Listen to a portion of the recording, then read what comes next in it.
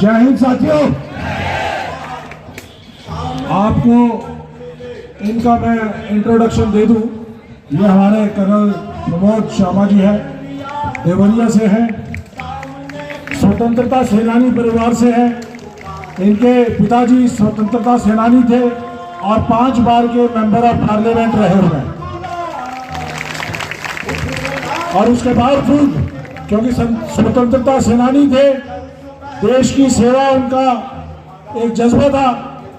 अपने घर के बच्चे को देश की सेना में 1980 में भेजने का काम किया, जब वो मेंबर ऑफ पार्लियामेंट थे। मैं चाहता हूं कि आज के मेंबर ऑफ पार्लियामेंट अपने अपने एक बच्चे को अग्निवीर जरूर बनाएं,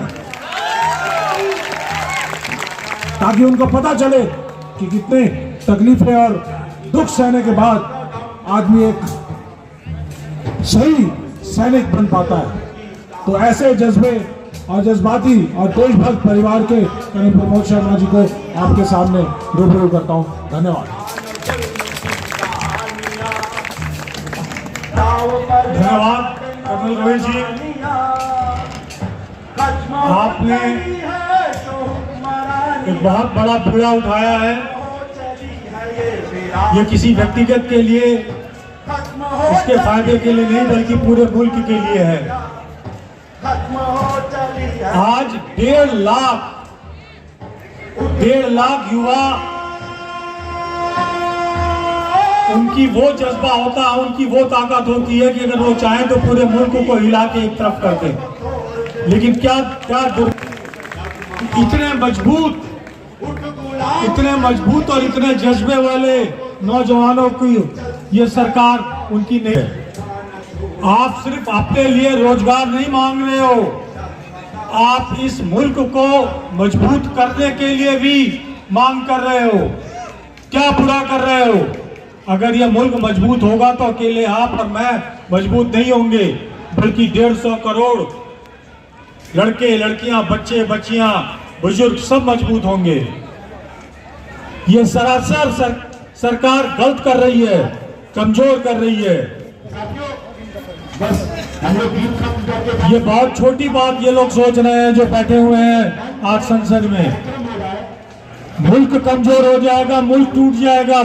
अगर संविधान कमजोर पड़ा तो मुल्क टूट जाएगा। और आप अपना हक संविधान के अंतर्गत मांग रहे हो। आप कोई अराजकता फैलाने वाले इंसान नहीं हो। आप मजबूत व्यक्ति हो, मजबूत देश के मजबूत नौजवान हो। आपको एक छोटी सी बात बताता हूँ भी। कोई कुमाऊं की बात कर रहा था। कुमाऊं रेजिमेंट के सन 62 में जो लड़ाई हुई थी, आप लोग जानते हो। मेजर सोमनाथ शर्मा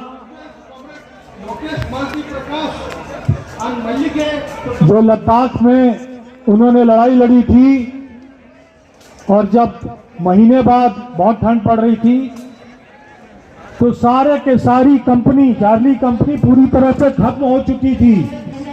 100-125 लोग मेजर सोमनाथ शर्मा के कमांड के अंदर मर चुके थे। लेकिन एक चीज ध्यान दो, जब उनकी लाशें निकाली गई तो सबके हाथ में बंदूकें थी, उंगली ट्रिगर पे था। उंगली बंदूक की ट्रिगर पे था।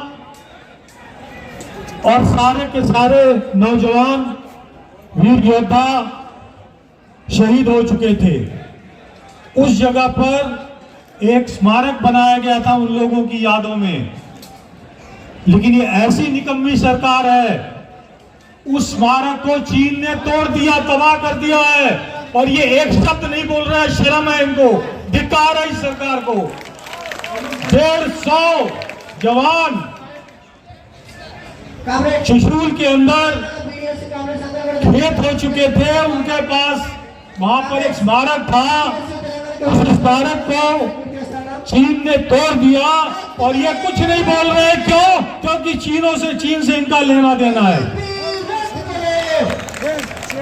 शर्म की बात है साथियों। हमारे नौजवान साथी जो मेजर साहब और उनके 150 जवान जो मरने के बाद भी उनके हाथों में उस वक्त बंदूक थी, उस स्मारक को तोड़ दिया चीन ने और ये बेशरम लोग मुंह तक नहीं खोल रहे हैं, धिक्कार है ऐसी सरकार को। और जहां तक मेरे साथियों, नौजवान साथियों, देखो रोजगार तो आपको मिलेगा जरूर, समय जरूर लग रहा है, लेकिन जो आप लोग लड़ाई लड़ रहे हो आप लोग इतिहास में दर्ज हो जाओगे। आने वाली पीढ़ी को याद करेंगी कि हमारे नौजवान साथी थे 18, 20, 22, 25 साल के, और ये मत घबराना कि हमारा एज निकल जाएगा। अरे एज क्या होता है, सरकार चाहे तो आपको 5 साल और दे सकती है और देना पड़ेगा। राहुल गांधी जो खुद एक सेनानी परिवार से है, वो अगली बार सत्ता में आए और अपना पहला काम करे कि एक अध्यादेश जारी करे कि जो भी आप लोग सेलेक्ट हो गए हो उनको दोबारा एयरफोर्स, आर्मी, नेवी में लिया जाए, और लेना पड़ेगा। इंडिया अलायंस अगर सत्ता में आ जाती है तो हम सब मिलके राहुल जी के पास जाएंगे और बोलेंगे पहला हुक्म आप ये पास करो कि नौजवान जो लड़के हैं 1.5 लाख उनकी संख्या है, उनको सबसे पहले आप रोजगार दो। और ये रोजगार सिर्फ आपके लिए नहीं है, आप इस मुल्क के धरोहर हो, आने वाली पीढ़ियां आपको याद करेंगी। मेरे पिता 15 साल 8 साल जेल में थे और बाकी समय वो अंडरग्राउंड हो गए थे क्योंकि अंग्रेजों का बहुत भारी दबाव था उन पर। कई बार उन पर गोलियां चली। भगत सिंह के दल के थे, उनका ये कहना था कि हम लोगों ने स्वतंत्रता के लिए लड़ाई लड़ी, आप लोग स्वतंत्रता को बचाने के लिए लड़ो।